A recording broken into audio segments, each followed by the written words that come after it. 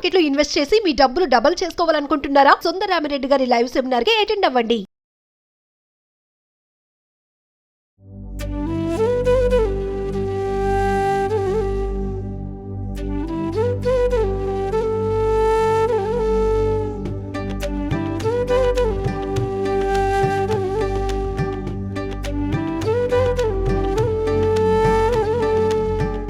ప్రస్తుతం మనతో పాటు ప్రముఖ ఆధ్యాత్మికవేత్త శ్రీనివాసులు అనంతరామ శర్మ గురువు గారు ఉన్నారు. వీరితో ఈరోజు కొన్ని విషయాల గురించి మనం చర్చిద్దాం.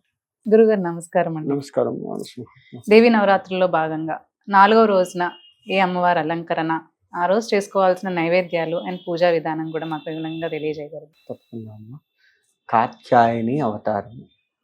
కాత్యాయని అవతారం పసుపు రంగు చీర, నిమ్మకాయ పులిహోర. నిమ్మకాయ పుల్ల ఇది కనుక చేసుకుంటే మంచిగా ఉంటుంది. కాత్యాయని ఎవరు? ఈ కాత్యాయని అంటే కోరికల్ని నియమబద్ధంగా ఉంచేటువంటి అమ్మవారు కాత్యాయని దేవి. అంటే మన కోరికలు పరిమితం ఉండదు. మన కోరికలకి ఉదాహరణకి ఒక 1000 రూపాయలు నీకు అవసరం, ఇచ్చాం. ఇంకో 10 రూపాయలు ఇస్తే ఛార్జ్ అయ్యేవి 1000 రౌండ్ ఫిగర్ ఉండేది వస్తుంది, అది కూడా ఇచ్చాం. పోయేటప్పుడు ఇచ్చాడు, వచ్చేటప్పుడు కూడా ఇస్తే బాగుండేదిగా, అది కూడా ఇచ్చాం. 1000 కాకుండా ఇంకొద్దిగా ఎక్కువ ఇస్తే ఇంకేమన్నా అవసరాలు తీరేవిగా.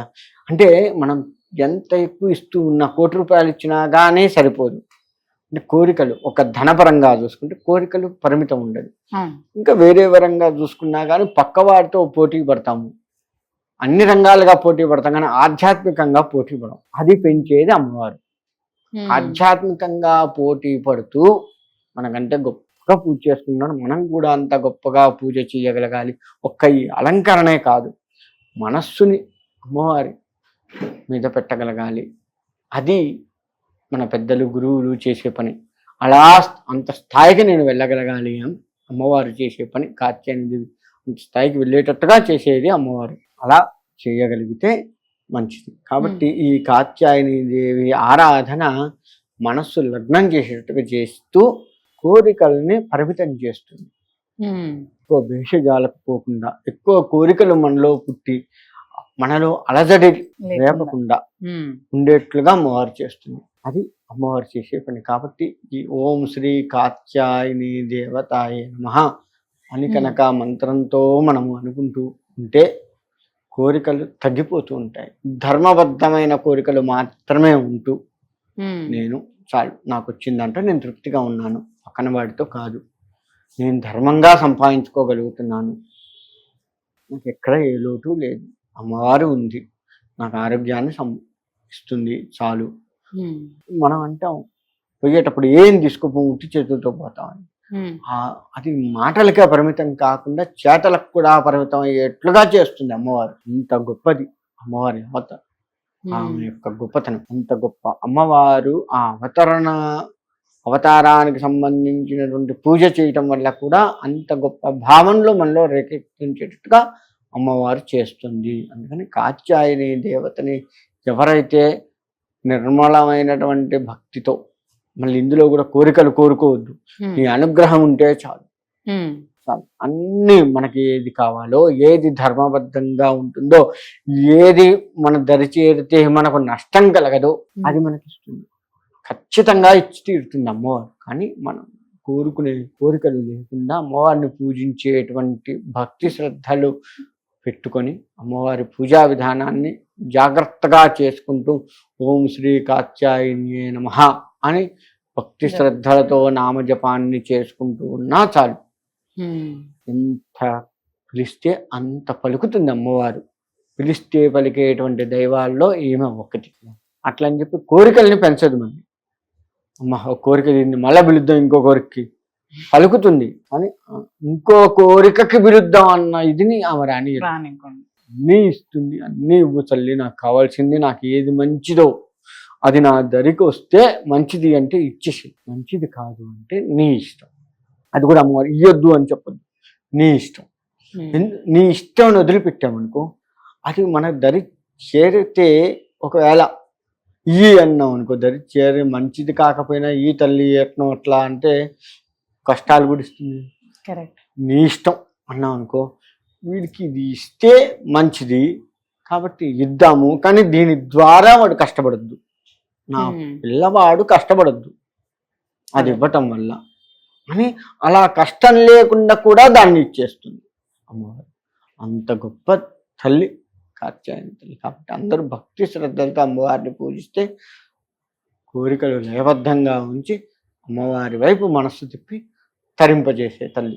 ఈ 9 రోజులు తాంబూలం ఇచ్చుకోవచ్చు అంటారా? ప్రతి రోజు తాంబూలం ఆ రోజే ఈ అమ్మవారికి. ఎందుకంటే ఒక అవతారంలో అమ్మవారు వచ్చింది, ఆ అవతారాన్ని పరిపూర్ణత చేసుకొని వెళ్ళిపోవాలి కదా ఆమె. ఇంకో అవతారంలో మళ్ళీ మరో రోజు రావాలి కదా.